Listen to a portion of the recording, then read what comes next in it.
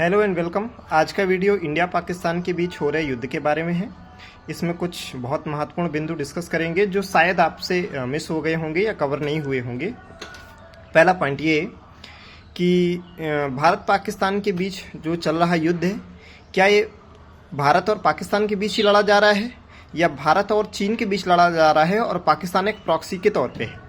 तो सवाल आता है कि चीन आखिर क्यों चाहेगा कि पाकिस्तान उसके प्रॉक्सी के तौर पे लड़े। देखिए, ये होता है कि जब आप अपने प्रॉक्सी से वार लड़वाते हैं तो उसका सबसे बड़ा फायदा ये होता है कि आपका डायरेक्ट कुछ डैमेज नहीं होता है। जो भी डैमेज होगा आपका प्रॉक्सी का होगा, और आपका जो रियल एनिमी होता है, जैसे चाइना के संदर्भ में इंडिया हो गया, तो उसको कमजोर करने का एक माध्यम होता है। तो आप देखेंगे, चाहे फाइनेंशियल सपोर्ट हो, चाहे आप वो उनके आर्म्स एंड एम्यूनिशन का सपोर्ट हो, वो चाइना से आ रहा है।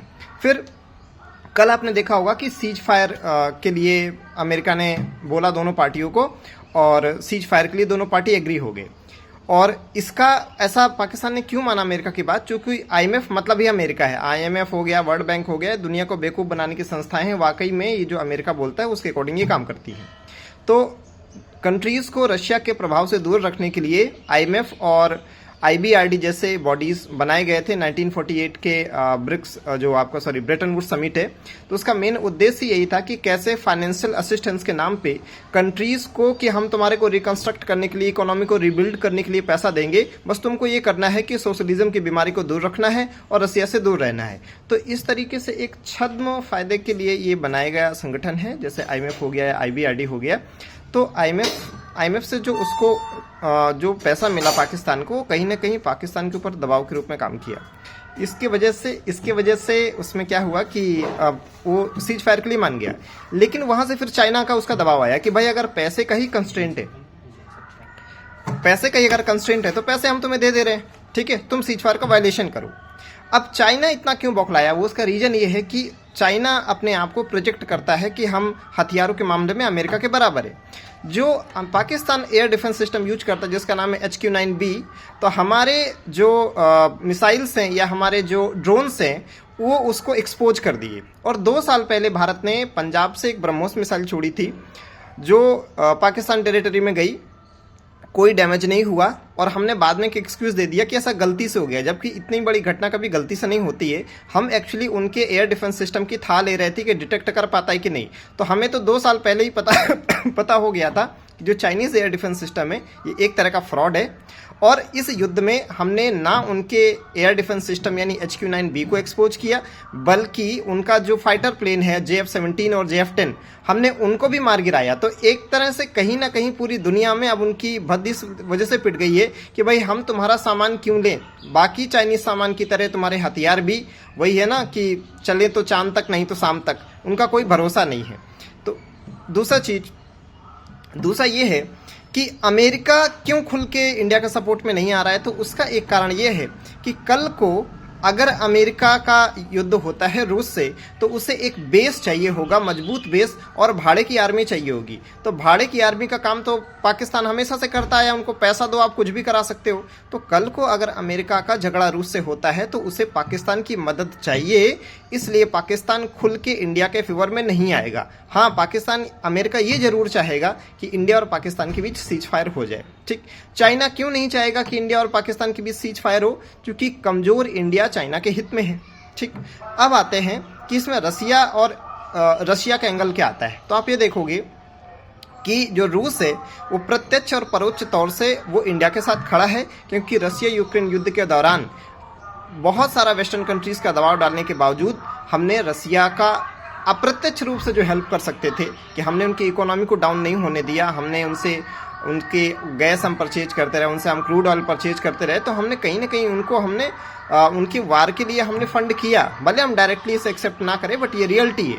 और युद्ध के समय अपने दोस्त का मदद करना भी चाहिए, इसीलिए रसिया आज डायरेक्ट और इनडायरेक्ट दोनों तरह से हमारे लिए खड़ा है। अब आते हैं कि अमेरिका और रसिया के संबंध भारत से कैसे जुड़ते हैं। तो आप ये देखोगे कि 1991 के बाद जब रूस टूट गया तो रसिया इतना एक फॉर्मिडेबल फोर्स के तौर पे नहीं रह गया। तो अमेरिका का प्राइमरी इनेमी रसिया नहीं आज के समय में, जो कि चाइना है।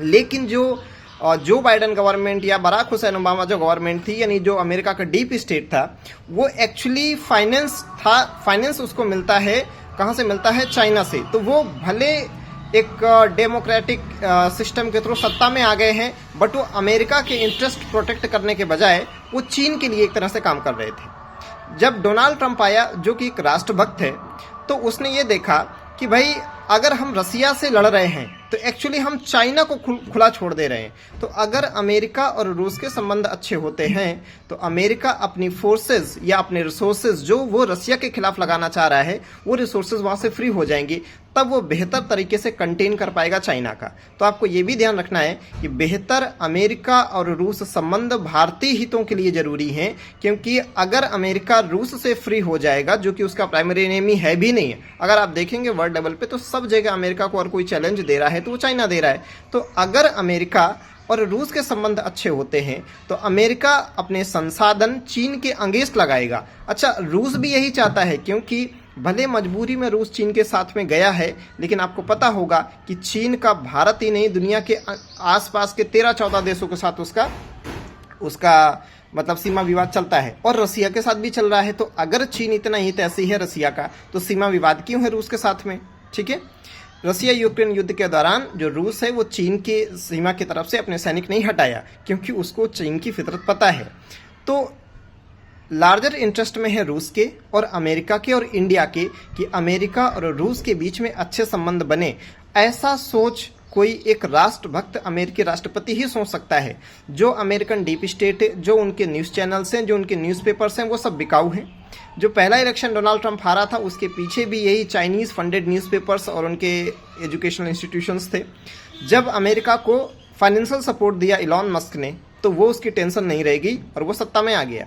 तो हम यही कहेंगे कि ये जो सीज फायर है, भले हम मतलब गुस्से में कहें कि ये बुरा है, मतलब ऐसा नहीं करना चाहिए, ठीक है, लेकिन अगर आप देखेंगे कि जो सीज फायर में बहुत सारे जो पॉइंट्स हैं, उसमें से एक पॉइंट ये भी था कि अगर पाकिस्तान कोई एक्ट ऑफ टेररिज्म करता है, उसे हम एक्ट ऑफ वार मानेंगे। और आपको पता है कि पाकिस्तान को आप सांस रोक दे, उसकी पानी रोक दे, भोजन रोक दे, लेकिन आतंकवाद रोक दे तो वो मर जाएगा, बिना आतंकवाद के जीवित नहीं रह सकता है। तो चूंकि ये जो इसमें क्लॉज है कि अगर आपने कोई आतंकवादी घटना जो पाकिस्तान स्पॉन्सर्ड है इंडिया में हुई, तो हम उसको एक्ट ऑफ वार मानेंगे, और एक्ट ऑफ वार का रिटेलिएशन की मतलब जो अधिकार है, जवाब देने का अधिकार भारत के पास है।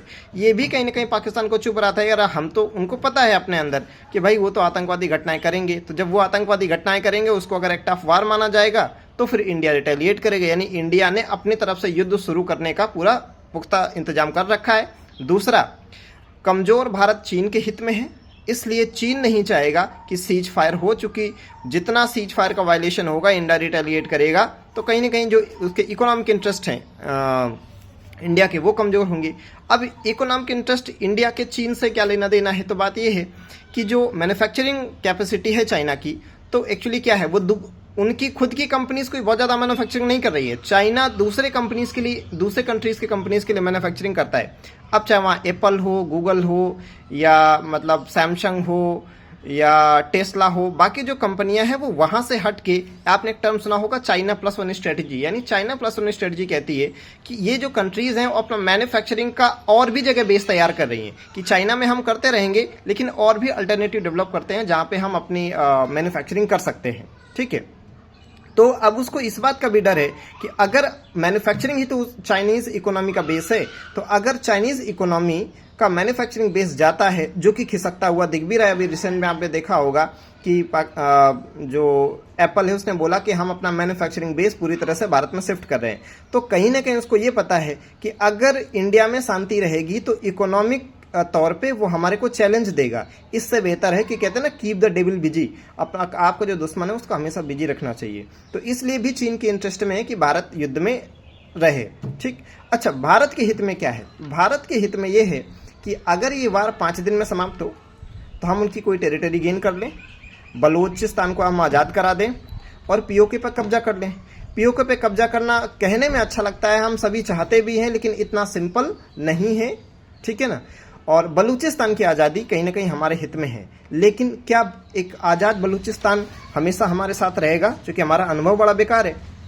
हमने बांग्लादेश के लिए लड़ाई लड़ी, ठीक है, सब कुछ किया। आज आप बांग्लादेश के जो भाव हैं वो इंडिया के प्रति आप देख लीजिए। तो अगर हम कल को बलूचिस्तान को आज़ाद कराते हैं एक इंडिपेंडेंट कंट्री के रूप में, तो क्या बलूचिस्तान उसी तरह के हमारे लिए लॉयल रहेगा? कहीं वो बांग्लादेश तो नहीं हो जाएगा? तो ये भी इंडिया को कहीं ना कहीं सोचना पड़ेगा कि आज़ाद बलूचिस्तान कहीं नेक्स्ट बांग्लादेश तो नहीं बनेगा। लेकिन हाँ, इतना हम कह सकते हैं, आप उसको एक ऑटोनॉमस प्रोविंस के तौर पर उसको बढ़ावा दीजिए और उसको आर्थिक मदद कीजिए, और उनको हमेशा ये बोलिए कि भाई आप पाकिस्तान को परेशान करते रहो, क्योंकि पाकिस्तान अगर दो तरीके से परेशान होगा वो भारत के हित में। तो कुल मिला के ये है कि विदेशी संबंध होते हैं उसमें कोई दोस्त या दुश्मन नहीं होते हैं, उसमें इंटरेस्ट होते हैं, एक दूसरे के हित होते हैं। तो भारत का हित इसमें है कि अमेरिका और रूस के संबंध अच्छे हों। रूस और अमेरिका का हित भी इसमें है कि उनके आपस के संबंध अच्छे हों। चीन का हित इस बात में है कि रसिया और अमेरिका के संबंध अच्छे ना हो, चूंकि कमजोर रसिया आके चीन के गोद में बैठ जाएगा, और जब चाइना और रसिया एक साथ आ जाते हैं तो डेडली कॉम्बिनेशन बन जाता है। तो चीन के हित में है कि अमेरिका और रूस के संबंध अच्छे ना हो। रूस के हित में है कि अमेरिका और रूस के संबंध अच्छे हों। इंडिया के हित में है कि अमेरिका रूस के संबंध अच्छे हों, ताकि अमेरिका अपना पूरा ध्यान चीन के खिलाफ लगा सके। इसी बीच हमें ये चीज़ ध्यान रखना है कि अगर इंडिया खुद को एक सुपर पावर के तौर पे प्रोजेक्ट करता है और इंडिया खुद को सुपर पावर बोलता है, तो युद्ध ही वह समय होता है जहां पे आप सुपर पावर हैं, आपकी मिलिट्री माइट है, या आपको इस्टेब्लिश करना है। इजराइल जो आज इजराइल है वो ऐसे नहीं कि उसने एक प्रेस कॉन्फ्रेंस में इजराइल बन गया है। उसने युद्ध के दौरान एक साथ 11 देशों को हरा के साबित किया है कि ये मिलिट्री सुपीरियरिटी उसकी क्या है। तो ये बहुत भारत ने अच्छा काम किया है कि हमने अमेरिका के F-16 फाइटर प्लेन को मारा है, हमने चाइनीज़ के जो JF-17 फाइटर प्लेन है उनको हमने मारा है, हमने चाइनीज़ जो एयर डिफेंस सिस्टम कबाड़ है उसको हमने पूरा एक्सपोज कर दिया। ठीक, तो कहीं ना कहीं भारत ने, और इतने सारे ड्रोन अटैक होने के बावजूद एक भी ड्रोन अटैक भारत के ऊपर गिरा नहीं है। ये हमारे एयर डिफेंस सिस्टम, और आपको पता होगा हमारे पास 2 एयर डिफेंस सिस्टम है, S-400 और इंडिया का आकाश है। बहुत ही कम मात्रा में यूज किया गया है S-400, जो हमने ज़्यादा यूज किया है वो आकाश एयर डिफेंस सिस्टम का यूज किया है। तो इस युद्ध का एक तो पॉजिटिव साइड ये रहा है कि अब हमारे जो मिलिट्री इक्विपमेंट्स हैं उनको बहुत बड़ा बाजार मिलेगा, क्योंकि युद्ध के समय आपने पूरी दुनिया को दिखा दिया कि हमारा जो मिलिट्री कॉम्प्लेक्स है, ठीक है ना, हमारे जो मिलिट्री इक्विपमेंट्स हैं, हमारे जो आर्म्स एंड एमिनेशंस हैं, वो लैब टेस्टेड नहीं है, वो वार टेस्टेड है। आप युद्ध का सामान अच्छा वही होता है जो लैब टेस्टेड ना हो, वार टेस्टेड हो कि युद्ध के समय इन्होंने कैसा परफॉर्म किया।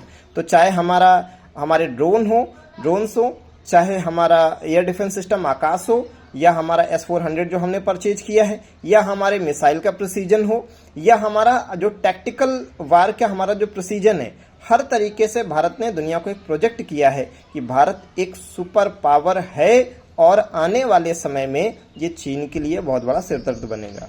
आज के लिए इतना ही। Thank you so much.